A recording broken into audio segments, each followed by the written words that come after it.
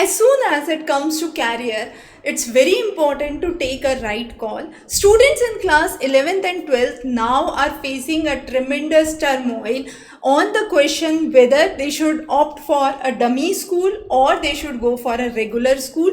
What would be the best alternative that they can adapt, and what would be the key considerations that as a parent, as a student, you have to keep in mind.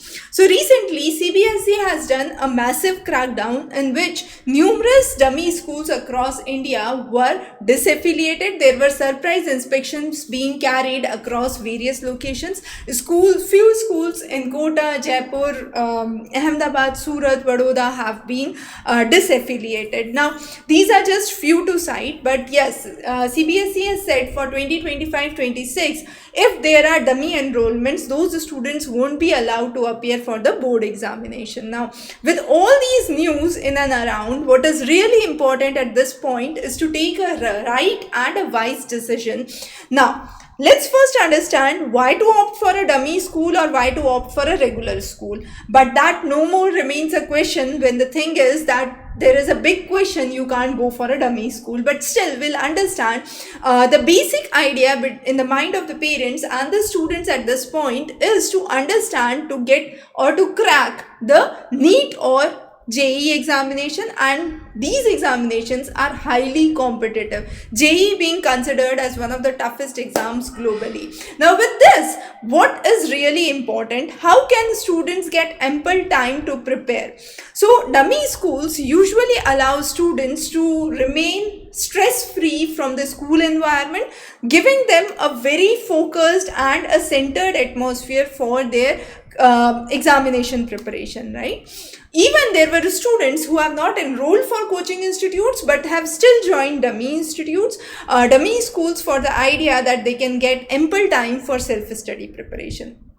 On the other hand, what is important with a regular schooling is it allows you for a holistic development, personality development, a stress-free environment, a social life, and helps in an overall personality development of a child, which is again important in these formative years. And that's what CBSE has brought into major attention, that there has been undue stress on students getting enrolled with bad habits, with undue stress and mental health issues. So to avoid that, we are now focusing on an era which was around 20 years back, and that was a regular schooling.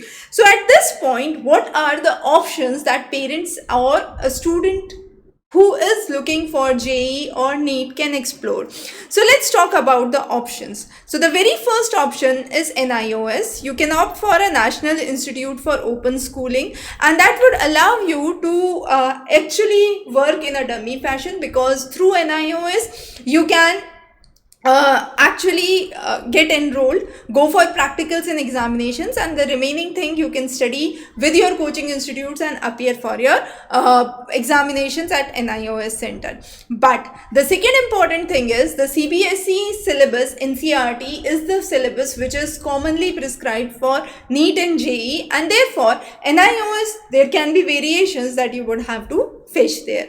Now, to keep that regularity, there is another option. You can join a regular institute plus a regular school plus a regular coaching, but that would be highly burdensome for a student and is not recommended. The basic reason is school would give its own homework and workload, and coaching institutes would give their own assignments, and this would create an undue pressure on the students, which would be leading to early burnout for the child. So the third option is a regular schooling plus selective coaching. Now this selective coaching means if you feel you are weak in physics or chemistry or maths or biology, you can opt for a subject specific coaching through a well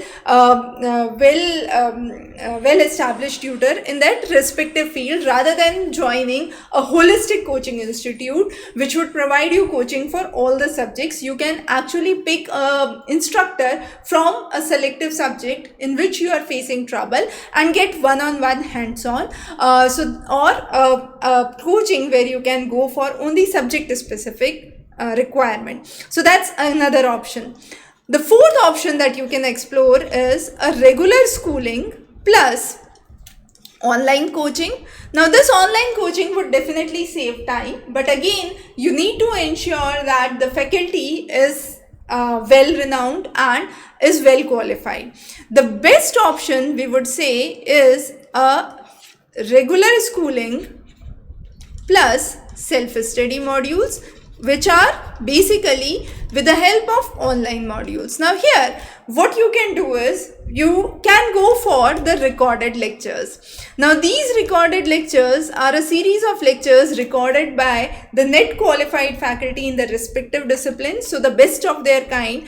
The faculty which would be taking the lectures would be NET qualified, that is the one who has qualified to teach for colleges, not even for school, not B.Ed, it's basically NET, right? So you have the list of lectures. So for example, here we have the list of lectures for biology. Now what you can do, what would be a suggestive way out, is you can enroll for your regular school, see what is going in the school, right? The same topics you can come back and complete it here, and then you can go on to the same topics and cover the questions of the same topics. So the more you practice, the better it is. So this would give you a holistic approach. The same would go for JEE also, for mains and advanced. So you can go for chemistry, maths and physics, and you can see the list of lectures that would be available. So here is the list of lectures, for example, for physics. So each of the concept would be explained with numericals and practical explanations. Even the sections which are related to experimentation have been well covered with simulation. So this would give you a comprehensive understanding of the best way of preparation for your physics as well. So now as you prepare this, you would be solving the questions, and this would be at a very we could say subsidized rate as compared to your coaching institute. So another important thing is the SARAS website, the SARAS 6.0, that is the school affiliation re-engineered automation system. Now through this you can go on to the list of disaffiliated schools, and here you would see the list of schools which have been disaffiliated in the various districts. So you can see certain schools in Kota, certain schools in Rajasthan have been disaffiliated, and the list of these disaffiliations have been very important. So you can check out the list from you can, for example, you can click on the state and you can see the list of the states where the disaffiliation is. So for example, you scroll here and you see the list of schools in Haryana.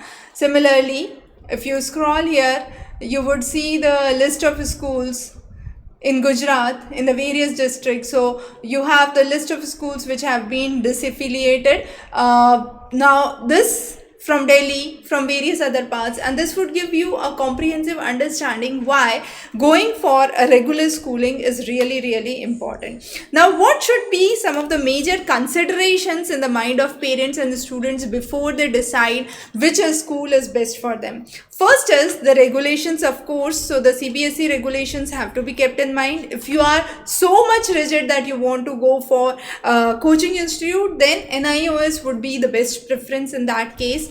The second important thing is the self-discipline. Either you yourself or the child, whether they are self-disciplined to continue working in a regular pace without undue breaks, without family festivals, without family occasions that they have to get engaged with. And then is a clear focus on the mental well-being of the child. And the last important is the long-term goals that you associate with. Many students, actually parents, have thought about taking a drop year and then thinking about NEET and JEE. That won't be a wise decision, of course, because not given a chance, otherwise you would have started in 11th itself. So why you would be wasting 2 of your prime years and then going for a drop year with a again question mark whether you would qualify or not, and how much do you stand in contrast to the other students who have done their 11th and 12th. So definitely long-term goals, your educational experience, your background, your academics are some of the major criteria that you must take into account before taking a decision. But yes, again, this decision would vary from student to student, so there is no one fixed protocol that could be applied to all students across all streams and all regions in India. So thanks for joining in, and of course, if you want one-on-one counseling or mentoring, you can connect back on the number below. Have a great day. Thanks for joining in.